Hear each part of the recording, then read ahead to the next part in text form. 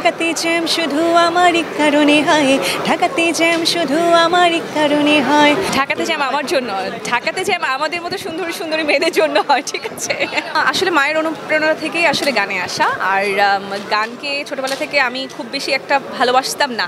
হাঁটি নাটি বিউটি দেখি মাথায় নেই কারো ঠিক, গেটআপ সেটআপ দেখে সিগন্যাল ভুল করে ট্রাফিক, ফায়ার সার্ভিসে থাকে রেডি আছে আগুন লাগার ভয়, পার্লামেন্টও বড্ড গরম সব দোষ দিয়ে তারা কয়। ঢাকাতে জ্যাম শুধু আমারই কারণে হয়, ঢাকাতে জ্যাম শুধু আমারই কারণে হয়, ঢাকাতে জ্যাম শুধু আমারই কারণে হয়, ঢাকাতে জ্যাম শুধু তোমারই কারণে হয়। যেহেতু গানের জ্যাম নিয়ে গান আসলে কেন ঢাকাতে জ্যাম আমার জন্য, ঢাকাতে জ্যাম আমাদের মতো সুন্দরী সুন্দরী মেয়েদের জন্য হয়, ঠিক আছে। এই জন্য এই অবস্থা।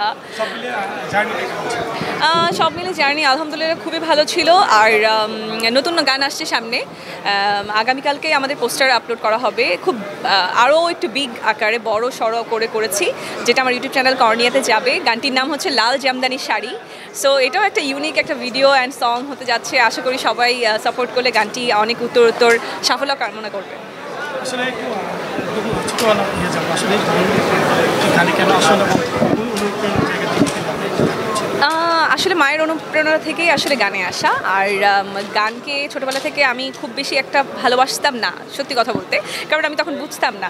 সো ভালোবাসাটা এসেছে একদমই পাওয়ার ভয়েসে আসার পর থেকে, মাথার মধ্যে যে হ্যাঁ মিউজিকটা একটা ভালো লাগার ভালোবাসার, অ্যান্ড আমার একটা চ্যালেঞ্জিং ব্যাপার এসে গিয়েছিলো, যেহেতু আমার দর্শকরা আমাকে ভালোবাসা দিচ্ছে, অ্যান্ড 1 by 1 আমি একটা যেহেতু রিয়েলিটি শো থেকে এসেছি, সো 1 by 1 ভালো করছি, তো সেখান থেকে আসলে আরও বেশি ভালো করার চেষ্টা ছিল আমার তখন থেকে।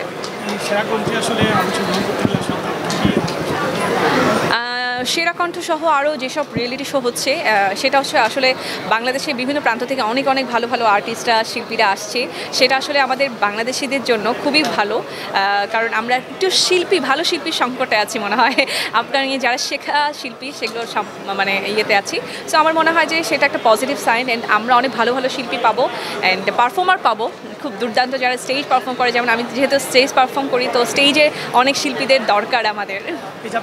সংকটে রয়েছে আসলে এরকম সেরা কণ্ঠের মতো যে প্রোগ্রাম করলে তাহলে কি সেরা কণ্ঠ থেকে অবশ্যই বের হয়ে আসবে, এবং অনেক শিল্পী বের হয়ে এসেছে, নট অনলি কর্নিয়া, আমার কর্নিয়ার মতো সেরা কণ্ঠে থেকে ঝিলিক, ইমরান, দেন হচ্ছে আমাদের পাওয়ারভার্স থেকে যারা এসেছে, সো সবাই মিলে সজল ভাই, আমি যারা আছি সবাই আসলে খুব দুর্দান্ত কাজ করছে। অ্যান্ড আমরা নিজেরাই তো আসলে এই কী বলবো, আমাদের স্টেজ পারফরমেন্স বলেন, লাইভ বলেন, অকেশনালি যেগুলো আমরা পারফর্ম করি, সবাই আমরাই কিন্তু থাকছি আলটিমেটলি। যে আয়োজন আসলে আসলে আরও